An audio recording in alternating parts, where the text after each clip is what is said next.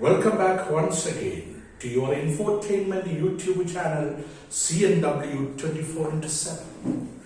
In the first segment of the second unit, Heights of Harmony, I have been ending the session with the 4 lines of the poem Mending Wall. Something there is that doesn't love a wall, that sends the frozen ground to swell and to reach, and and splits the upper boulders in the sun and makes gaps between. 2 can pass abreast. So these are the 4 lines we discussed last. Once again I say, something there is that doesn't love a wall and sets a frozen ground swell and wait, and splits the upper boulders in the sun and makes gaps even 2 can pass abreast. Now let us go for other 10 lines of the poem.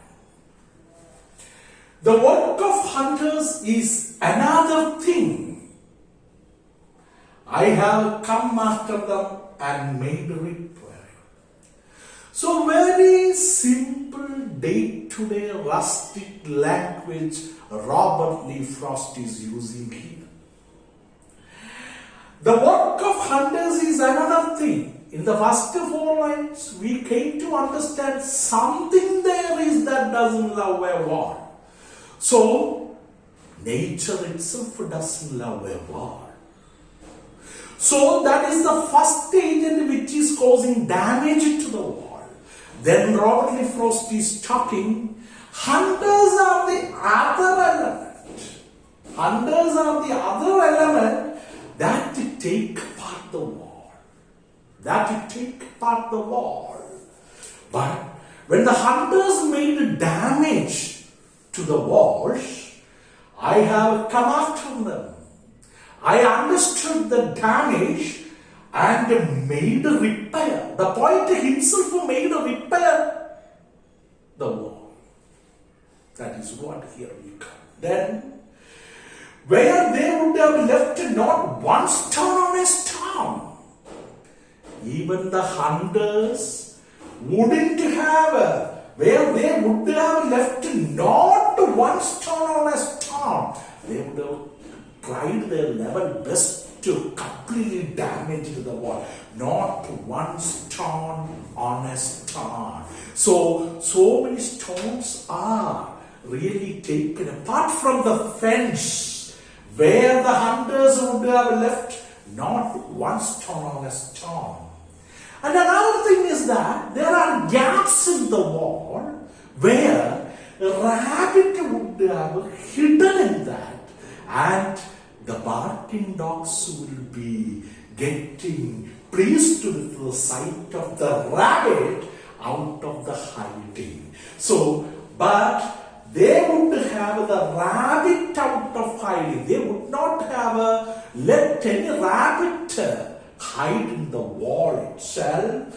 And these rabbits are mainly the means of pleasure for the yelping dogs, barking dogs. That is what here. So let us listen. Another agent or another element which takes the wall apart is the work of hunters. The work of hunters is another thing. And the speaker, the poet, would have come after these damages of the wall, and he himself made a repair of the wall, and where the hunters wouldn't have left a stone on a stone, and they would have chased away all the rabbit who had hidden in the gaps, which sight pleases the yelping dogs or barking dogs.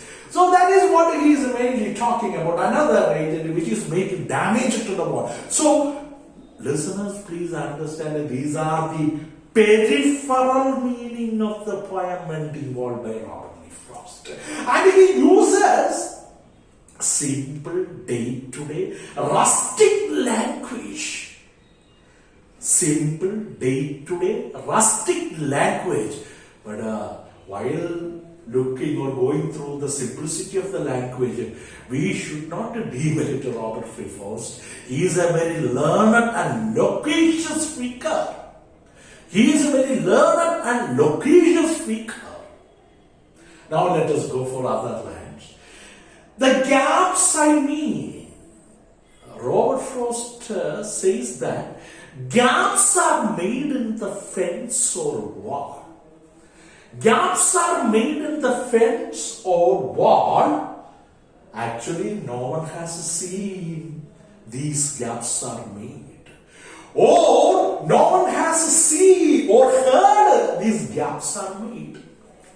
Actually, when the gaps are made in the wall, someone should see that some people are making gaps in the wall. Or some people should hear that somebody is making gaps in the wall. But the point is that the gaps I mean, no one has seen them made or had them made. No one has seen them made, seen the gaps made or heard the gaps made.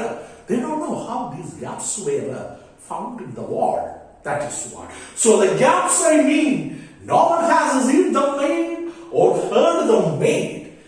But at the spring mending time, listen very carefully, that is a very important thing.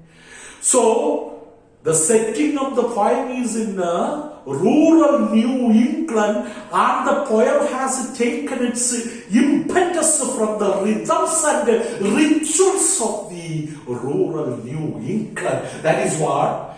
But at the spring mending time, this labor is a repetitive work. Mending wall at the springtime is a repetitive work. Every springtime, the mending is repeated. Mending the wall is repeated. And also think about, is there any fruit? Is there any effect? Is there any result? Is there any benefit? Fruitless work of human beings. Mending the wall at every springtime is a repeated work. The work is repeated at every springtime. And it is fruitless. Work is for work's sake. Labor is for labor's sake. No benefit at all. No benefit at all. That is another contradictory concept in the Bible. Human labor is repetitive and the labor doesn't bear any fruit. Fruitless job, labor. But at spring mending time, we find them. He means the poet Robert Lee Frost and his neighbor, French Canadian Napoleon Guy, find them there. We find them there. The speaker and his neighbor, a French Canadian Napoleon Guy, find these gaps there in the wall. So after that, I led to my neighbor. I go. Where does the neighbor live? Beyond the hill, just above, beyond the hill. He goes to his neighbor and let him know and makes him know about the damage of the fence that separates both of their fields. And on a day, and we fix a day. Napoleon Guy and Robert Lee Frost, they fix a day. We meet again together to walk the line of their properties, to walk the line of their fence and set to the wall and once again fix the wall or repair the damage of the fence between the neighbor, between us means between Robert Lee Frost and his neighbor, French Canadian Napoleon Guy. Once again, again and again, once again. So I told you in the previous time, the work is repetitive, mending the wall or fixing the wall or repairing the wall between the poet and his neighbor, a French, Canadian, Napoleon guy. Is a repetitive word. That is what the last was, once again. So every spring the work is repeated and the work is fruitfulness. That is what here we come to know about. Now let us listen to other lines of the poem. We keep the wall between us as we go. So the speaker and his neighbor, they keep the wall between us. The wall is in between Robert Lee Frost and his French-Canadian neighbor Napoleon Guy. So they are between the wall, the left side and right side. We keep the wall between us as they are walking. As they are walking, they repair and mend their side of the wall, their sides of the wall. To each the boulders, to each the rocks that they have fallen to each. Actually, now the speaker and his neighbor are only concerned or deal with the rocks or the boulders that have fallen off from the fence and fix them right as they walk by the side of their wall. And some are lows, some boulders which are looking like loose slices of bread, and some so nearly boards, some boulders which have gone off from the fence are looking like bars, That is what here we.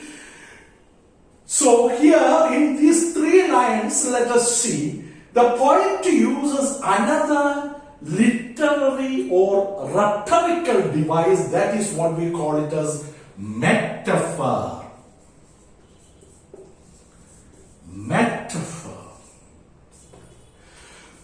You see, some are lows and some so nearly bars. So in these two phrases, the poet uses a rhetorical or literary device, a poetic technique, that is what we call it as metaphor. Metaphor is an extended form of simile. Extended form of simile. Extended form of simile. Metaphor is an extended form of simile, doing a comparison between objects which are or that are different in nature. So metaphor is an extended form of simile, making a comparison between objects that are different in nature. Look at here. Some boulders, some rocks from the fence are loaves. They are looking like a slice of bread, loaves, slice pieces of bread.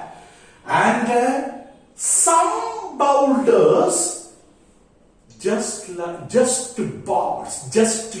bars. So in these two, in the line, in these two phrases, we can see that Robert Lee Frost uses a metaphor, an extended form of simile.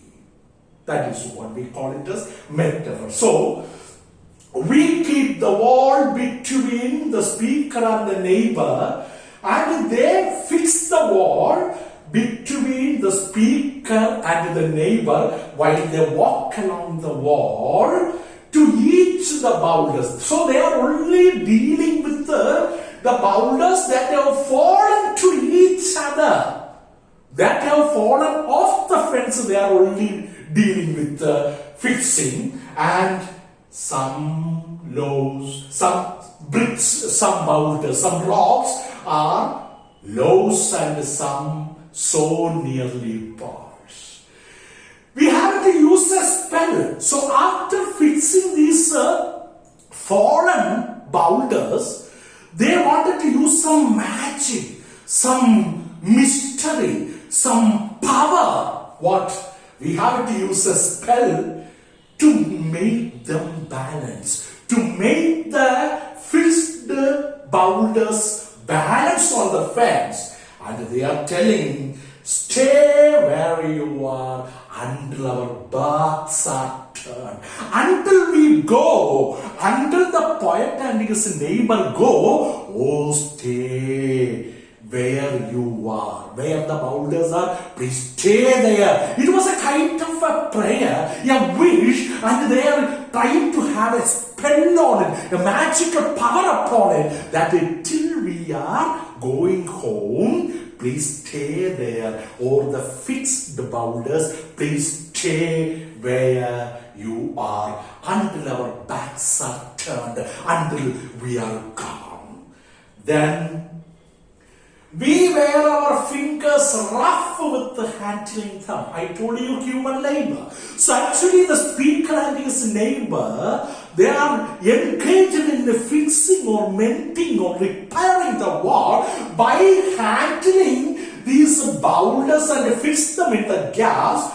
We wear, both the speaker and his neighbor, wear their fingers very rough. So there are callous. Callous means certain rough marks on their hands with the handling the boulders by taking and placing upon the hand, by taking and placing. So we wear our fingers rough, chaffed with placing them.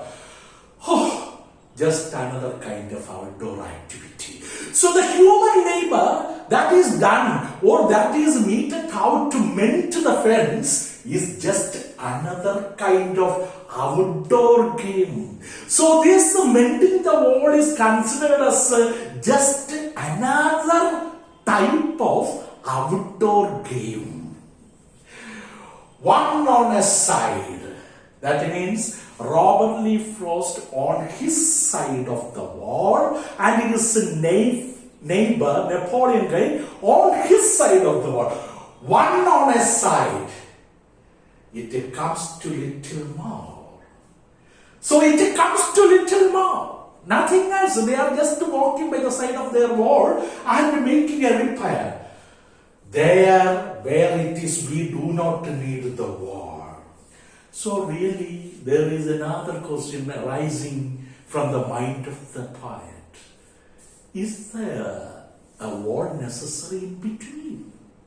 Is there a wall necessary in between the speaker and his neighbor? That's a very important thing. So now we are entering into the depth level of the meaning. Is there a boundary necessary in between the fields of the speaker and his neighbor? There where it is, we do not need the wall. He is on pine. Yeah. My neighbor is having a pine garden. And I am apple orchard. So the speaker is having apple orchard and his neighbor is having all pine things over there. So that is what here. So let us again see what are the extended lines talking about the concept of this poem. That is what. He is on pine. The neighbor is having a pine garden. And the poet is having an apple orchard. Now, let us go to other lines of the poem. So, it is time to wind up the session. And in the next segment, I will be coming with more ruminations and reflections of the lines of Robert Lee Frost. And if you want to get notifications of this infotainment YouTube channel, please subscribe and enable the bell icon. And wish you all the best. Thank you.